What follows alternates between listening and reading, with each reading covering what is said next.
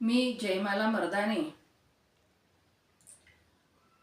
नवीन वर्षांच्या सर्वांना हार्दिक हार्दिक शुभेच्छा। आज 3 जानेवारी 3 जानेवारी अशा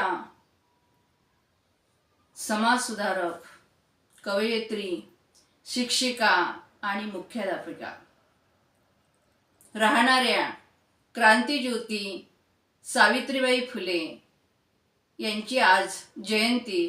त्यांना मी कोटी कोटी प्रणाम करते। त्यांचा जन्म 3 जानेवारी 1831 मध्ये सातारा जिल्ह्यामध्ये नायगाव येथे झालेला होता। त्यांच्या वडिलांचे नाव खंदोजी नेवशे पाटील होते। त्यांच्या आईचे नाव लक्ष्मीबाई होते आणि त्यांचा विवाह 9व्या वर्षी क्रांतिसूर्य महात्मा ज्योतिबा फुले यांच्यासोबत झालेला होता। वयाचे महात्मा ज्योतिबा फुले 13 वर्षाचे होते आणि सावित्रीबाई फुले ह्या 9 वर्षाच्या होत्या। त्यावेळेस त्यांचा विवाह झाला होता। विवाह झाल्यानंतर त्या अशिक्षित होत्या। लिहिण्या वाचण्याचा काहीही छंद नव्हता, परंतु महात्मा फुले हे एक समाजसुधारक होते। त्यांना असं वाटायचं का एक स्त्री जर शिक्षण घेतलं तर आपल्या समाजाची प्रगती होते, कुटुंबाची प्रगती होते आणि देशाची सुद्धा प्रगती होते। त्याच्यामुळे त्यांनी आपल्या स्वतःच्या घरापासून सुरुवात केली। सावित्रीबाईला शिकवण्याचं कार्य प्रथम महात्मा फुले यांनी केलं आणि त्यावेळेस जमीन म्हणजे पाटी आणि हाताची लेखणी करून त्यांना शब्दरचना शिकवण्यात आली आणि त्या शिकल्या। जिद्दी होत्या त्या। शिक्षण घेतलं।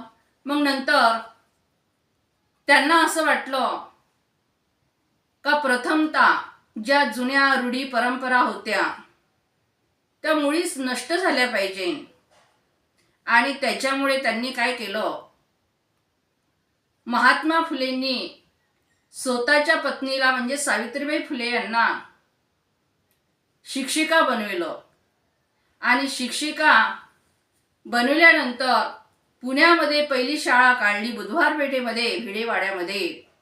त्यावेळेस 2 मुली होत्या आणि नंतर मग गिनती वाढत 40-45 अशी विद्यार्थी मुलींची संख्या वाढत गेली।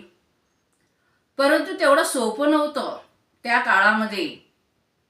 काळामध्ये सावित्रीबाईवर जो अन्याय झालेला होता त्यांनी पूर्ण संघर्ष पत्करला होता।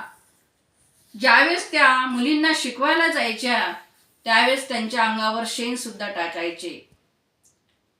जे विरोधी होते ते लोक शेण टाकायचे, कचरा फेकायचा, भरून यायचे।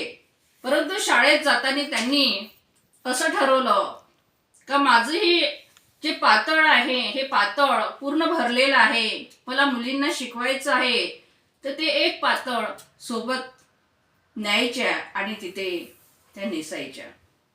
असं करत करत त्यांचा संघर्ष सुरूच होता। संघर्ष करता करता करता करता त्यांना असं वाटलं मुली शिकल्या, एक मुलींमध्ये शहाणपण येते, एक प्रगती होते। त्याच्यामुळे त्यांनी प्रथमतः शैक्षणिक जे धोरण त्यांनी ठरवलं होतं। नंतर काय झालं, त्या काळामध्ये रूढी परंपरा होत्या, केशवपण, सती जाणे, बालहत्या प्रतिबंधक कायदा हे जे आहे ते त्यांचे समूळ नष्ट झाले पाहिजे असं वाटत होतं त्यांना।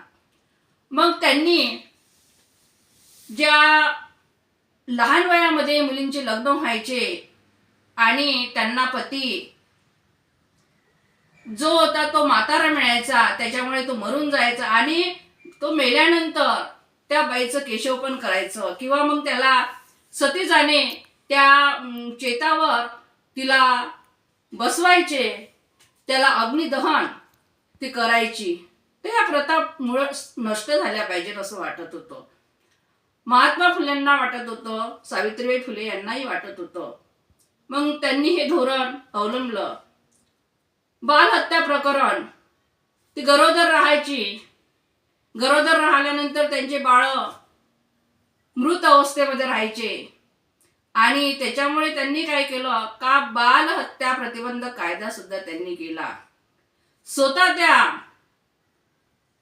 डिलिव्हरी करत असे आणि डिलिव्हरी करता करता मग काय झालं का एक ब्राह्मण नावाची स्त्री होती, एक काशीबाई होती आणि काशीबाई गरोदर राहिली आणि त्यांनी सावित्रीबाई फुले यांनी डिलिव्हरी केली आणि जे बाळ जन्माला आलं ते बाळ त्यांनी स्वतः घेतलं दत्तक म्हणून आणि त्या बाळाचं नाव यशवंत ठेवलं.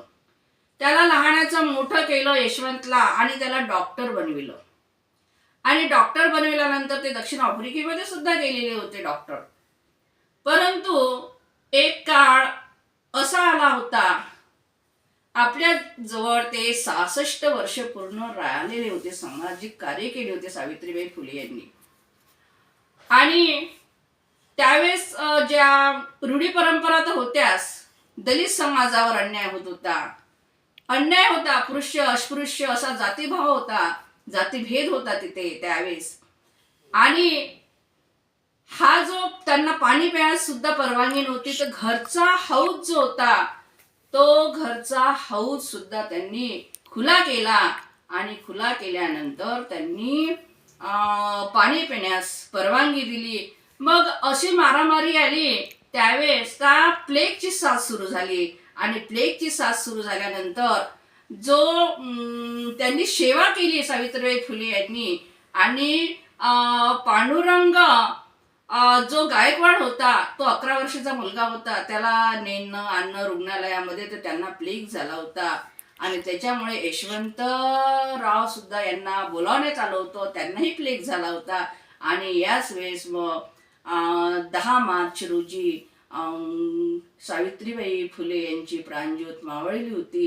परंतु आज 3 जानेवारी आहे आणि 3 जानेवारी या दिवशी जयंती आहे, त्यामुळे मी त्यांना पुन्हा कोटी कोटी प्रणाम करते. जय हिंद, जय महाराष्ट्र.